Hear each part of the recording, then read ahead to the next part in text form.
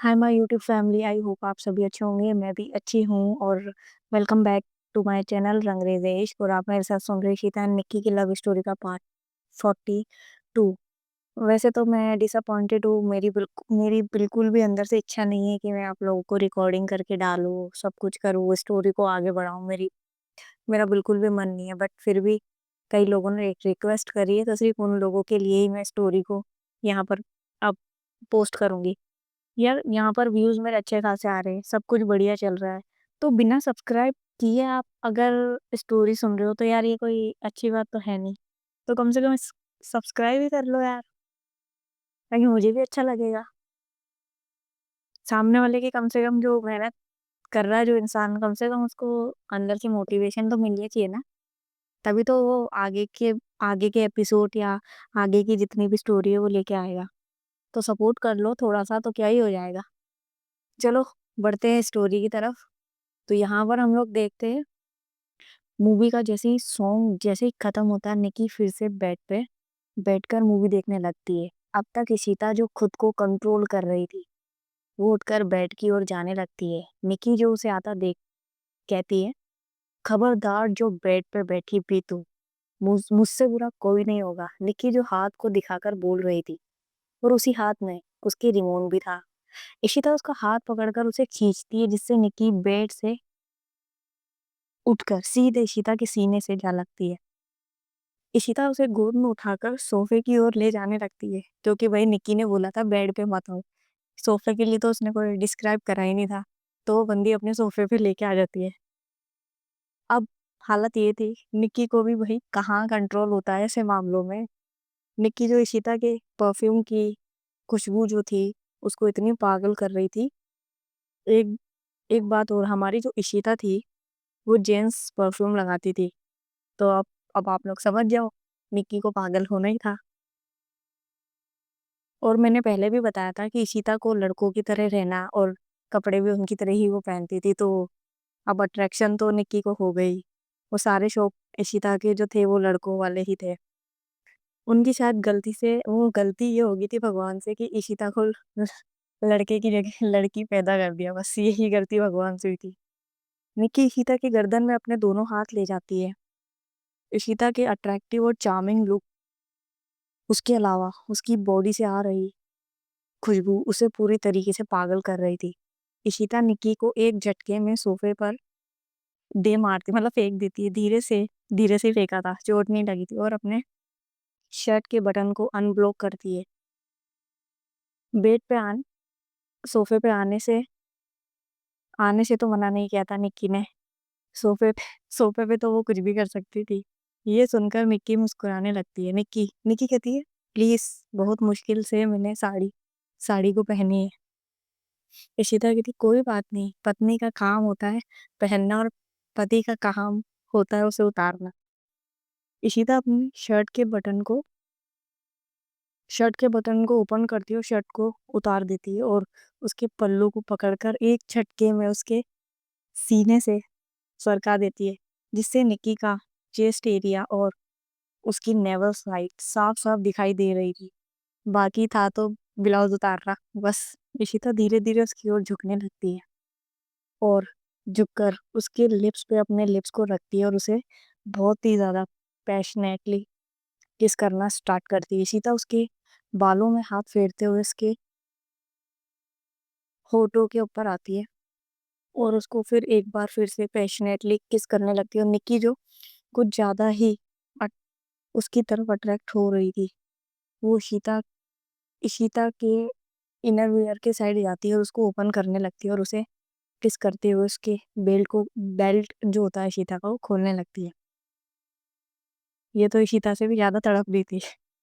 और उसके बेल्ट को खोलने के बाद उसके जो ट्राउज़र के बटन है उसको भी खूब ओपन करती है, और उसके बाद वो डाउन जाती है, और वो इशिता के नेवल साइड पे जाके उसको किस करना स्टार्ट करती है।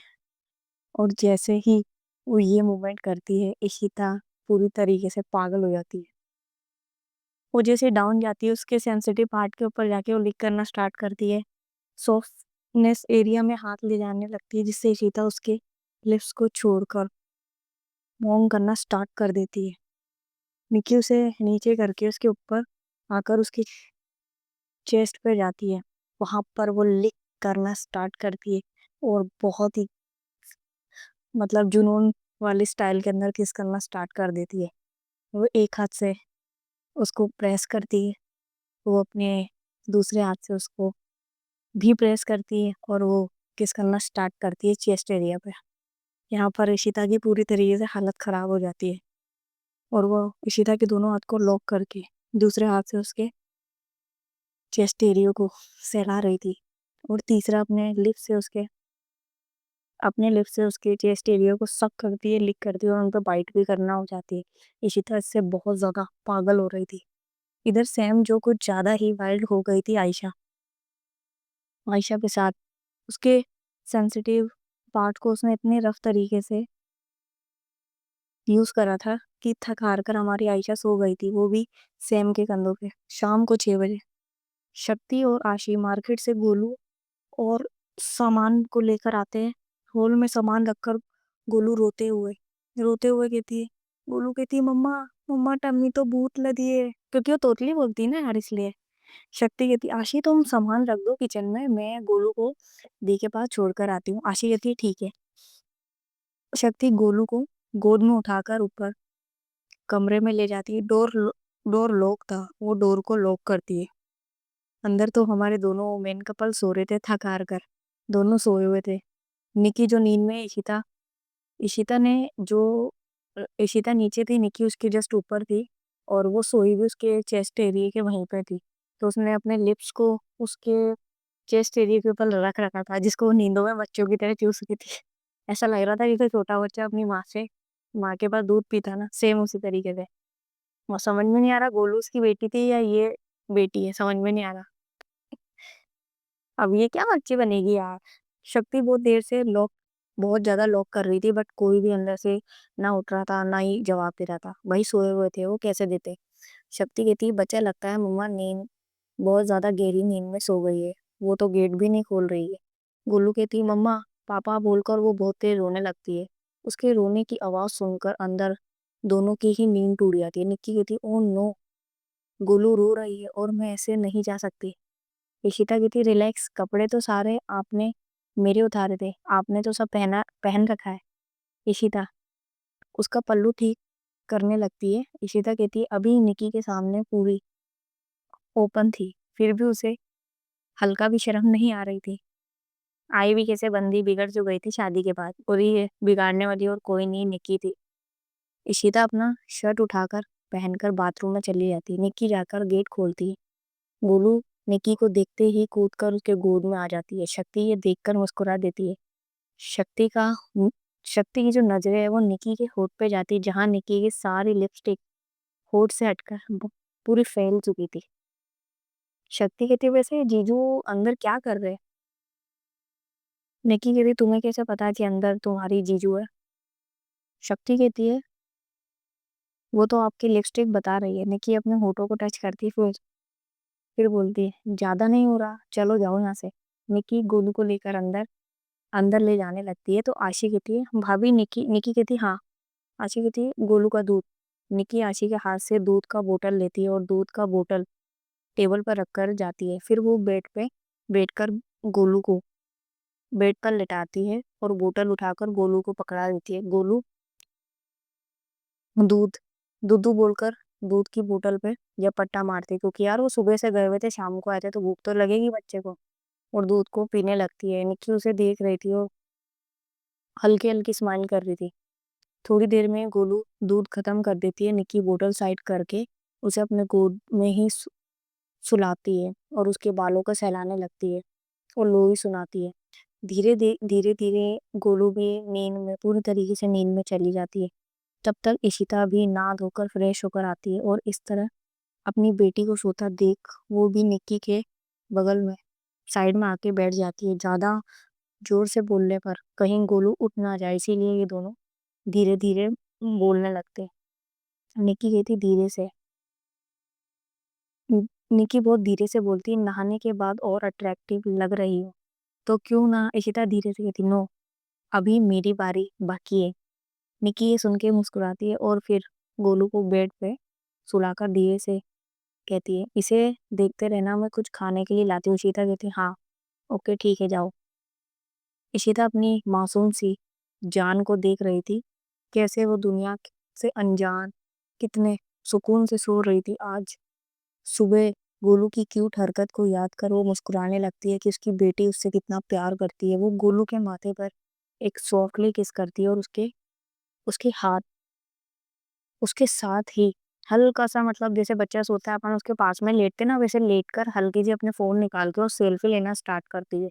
5-6 वो सेल्फी ले लेती है। सब अच्छा बीत रहा था।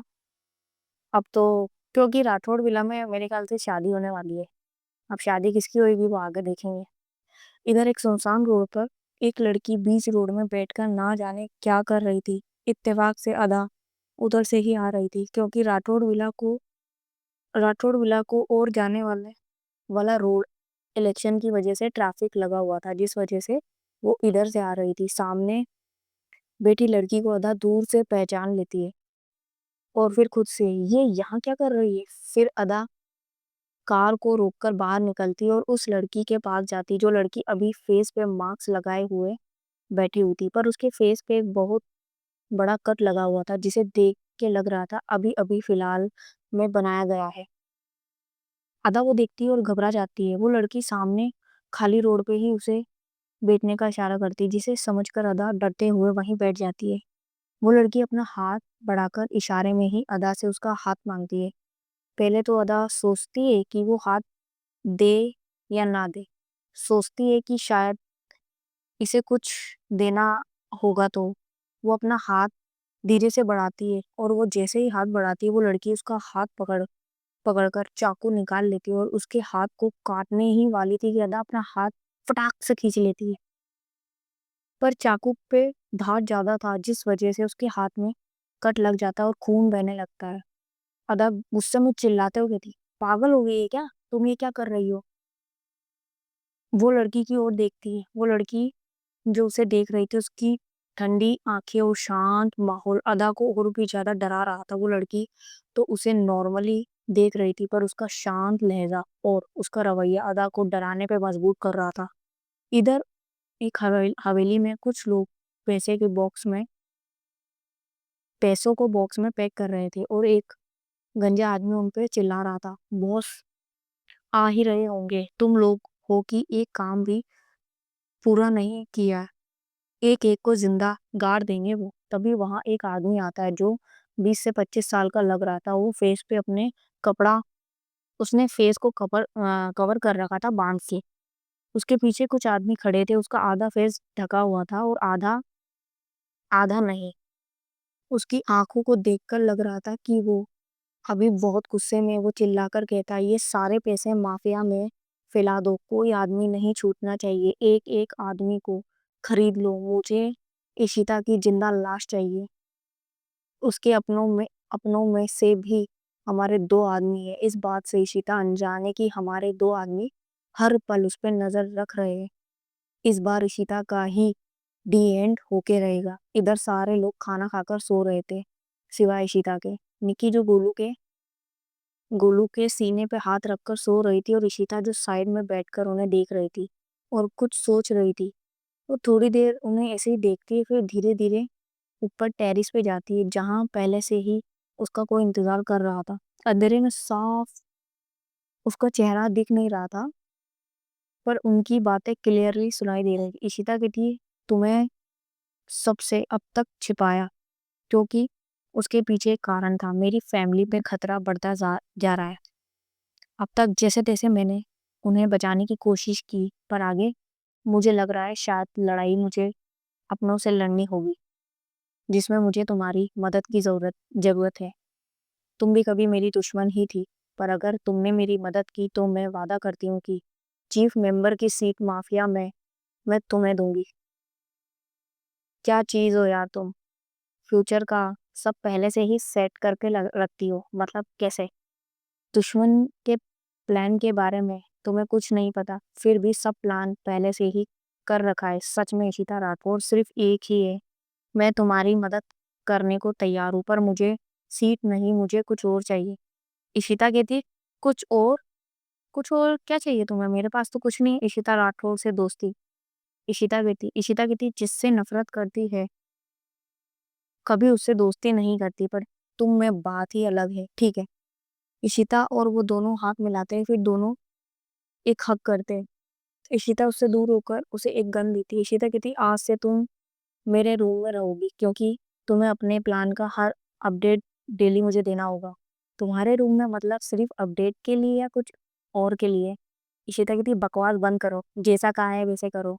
वो तो ठीक है तुम्हारा वो तो ठीक है, पर तुम्हारे रूम में 2 लोग और रहते हैं, फिर मैं कहाँ रहूँगी? इशिता कहती मेरे रूम में ही एक प्राइवेट रूम है, जिसे मैंने अपने प्राइवेट चीज़ों को छिपाने के लिए बनाया है, जिसके बारे में निक्की को भी नहीं पता। तो अब चलो। एक बात बोलनी थी। इशिता कहती अब क्या बच गया है? गोलू आई मीन मेरी मिहिका को देखना है मुझे। इशिता कहती मेरी मिहिका? सीरियसली? हाँ, तो मैंने सोच लिया है, मिहिका को मैं अपने घर की बहू बनाऊंगी। इशिता कहती पहले शादी तो कर लो, कोई मिल जाएगा तो कर लूंगी, फिलहाल गोलू से मिलवा दो मुझे। इशिता कहती चलिए मोहतरमा। दोनों लोग नीचे जाने लगते तो सैम जो इशिता के कमरे की ओर जा रही थी, उसे जाता देख इशिता देख उसे जाता हुआ इशिता देख लेती है और वहीं उसके साथ छिप जाती है। इस बंदर को कुछ और काम नहीं है क्या? इतनी रात को तुम्हारे कमरे में जा रही है। इशिता कहती माँ के बाद वही है जिसे मेरी बहुत फिक्र रहती है। वो तो मुझे भी है। हमें भी मौका देके देखिए, अपना सारा प्यार लुटा देंगे। ये बात उसने इशिता के गाल पे हाथ फेर कर कही थी। इशिता कुछ कहती उससे पहले ही सैम कहती है इशी तुम यहाँ? इशिता उसे देखती है और अपना सलाइवा खटकती है और सोचने लगती है कि उसका भांडा तो नहीं फूट गया।